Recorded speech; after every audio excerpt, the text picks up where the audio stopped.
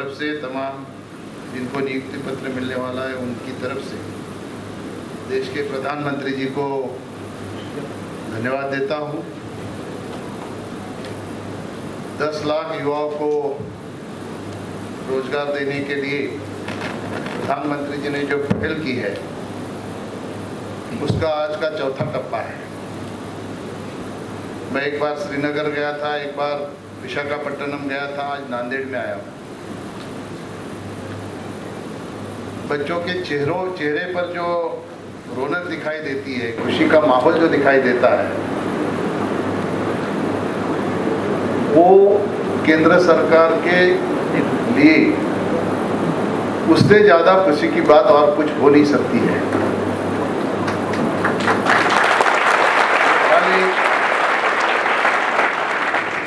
आपको रोजगार देके आपके कुटुंब का व्यवस्था हुआ ऐसा नहीं है। तो आज यहाँ पे 370 बच्चों को नियुक्ति पत्र मिलेगा। तो 370 बच्चों को नियुक्ति पत्र से नौकरी मिलने के बाद उनके माध्यम से और कई लोगों को रोजगार मिल सकता है। और यही सोच देश के प्रधानमंत्री जी की है। हमारे प्रधानमंत्री यही सोचते हैं कि देश का हमारा जो युवा है, हमारे देश बनाने में उसका योगदान मिले। इसलिए हमारी जो इकोनॉमी कई सालों से 10वें नंबर पर थी, वो आज 5वें नंबर पे आई है। इसमें बहुत बड़ा योगदान है।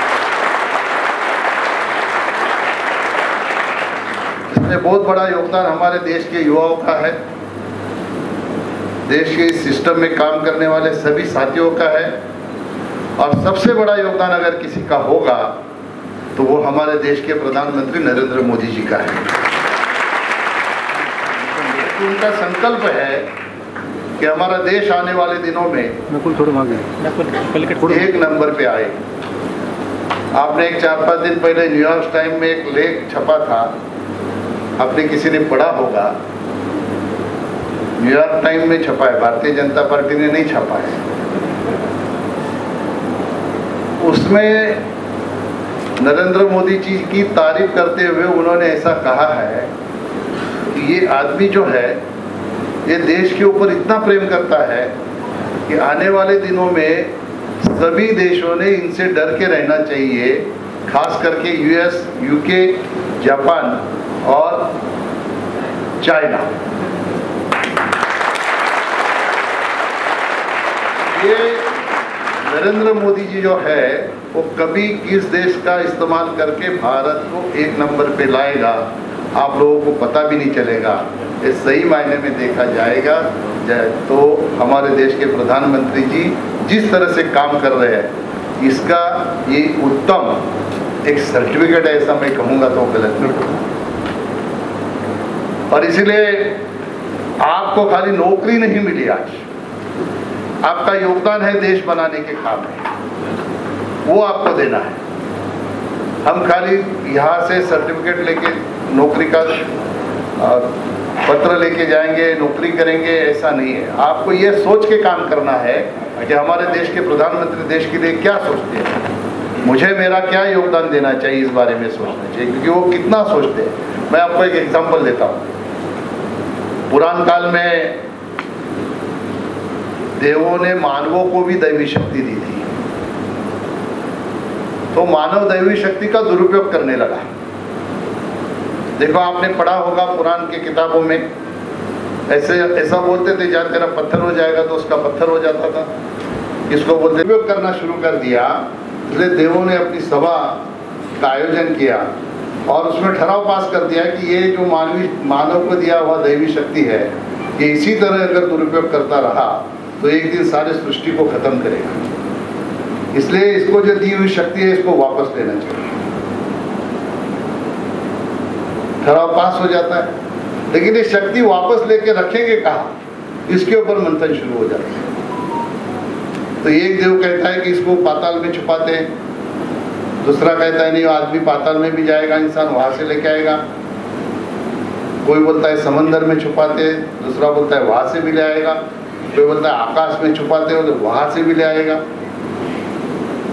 फिर हमारे कुलगुरु बैठे, उनके जैसा एक होशियार देवों में देव था, उन्होंने कहा कि मैं एक जगह बताता हूँ, वहाँ पे आप रखो, वहाँ आदमी कभी ढूंढने नहीं आए।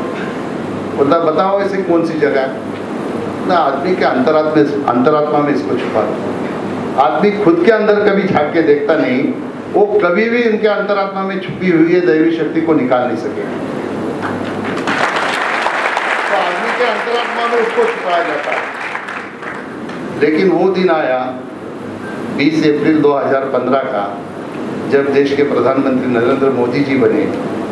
उनको पता था सारी दैवी शक्तियाँ आदमी के अंदर भरी पड़ी है, इसलिए उन्होंने कौशल विकास योजना लाई और वो योजना के माध्यम से तुम्हारे अंदर जो दैवी शक्ति छुपी हुई है वो सारी बाहर निकाल के वो शक्ति के माध्यम से तुम्हें आज रोजगार पाने के काबिल बनाने का काम देश के प्रधानमंत्री,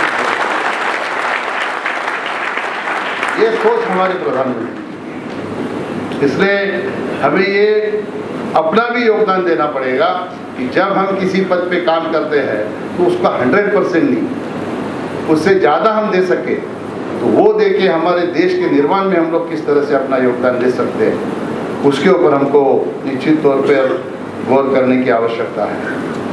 ये हमारे देश में, देश की जो धरोहर है, संस्कृति है। मुझे अभी शिवों ने यहाँ के संस्कृति का एक किताब बनाया दिया।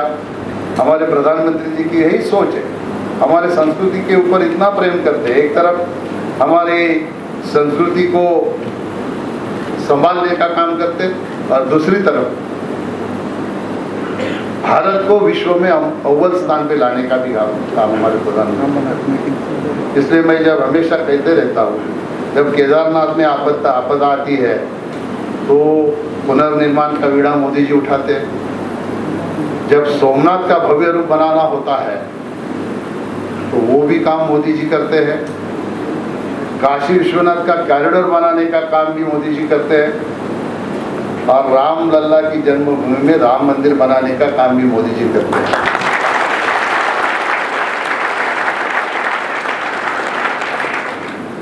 जिस काम को मोदी जी ने हाथ में लिया वो तो नामुमकिन हो ही नहीं सकता, क्योंकि मोदी है तो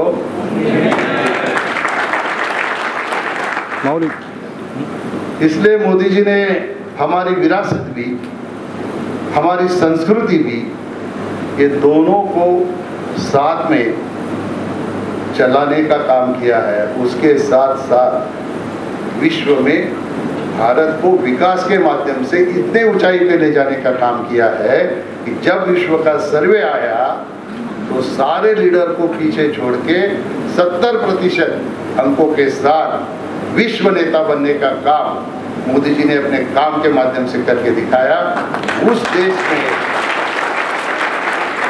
देश में आपको देश की सेवा करने का मौका मिल रहा है। अभी रेल में 340 लोगों को DRM ने कहा कि 340 बच्चों को रेल में काम मिलने वाला है और 30 बच्चों को डाक में काम मिलने वाला है। आपने 2014 से पहले रेलवे की कैसी परिस्थिति थी आपने देखा होगा, अभी आप देख रहे हो। वंदे भारत में आप चले हो नहीं चले हो मुझे पता नहीं है।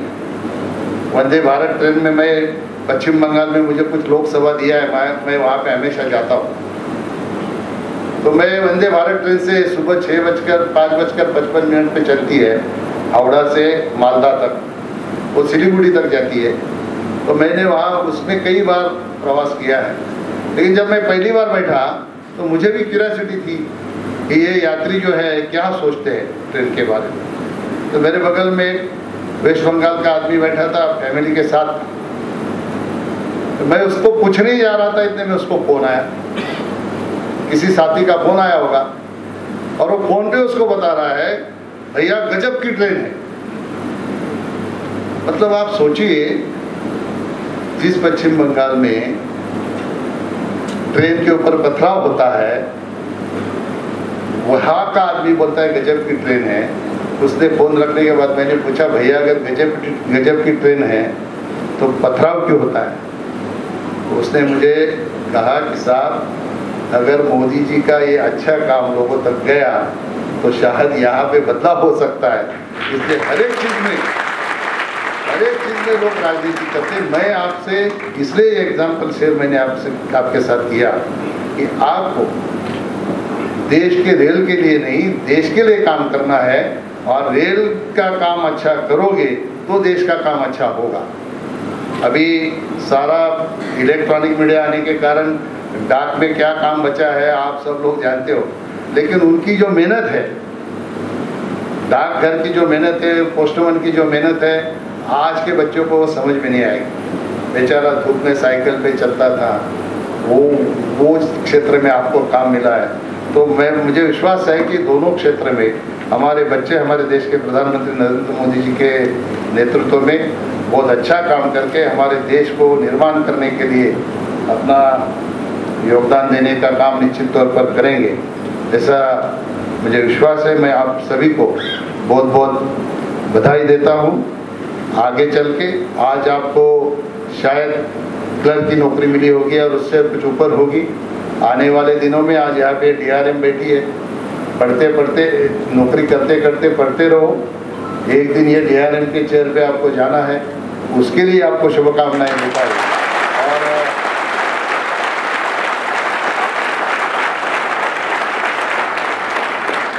और मेरे दो शब्द समाप्त करता हूँ। जय हिंद।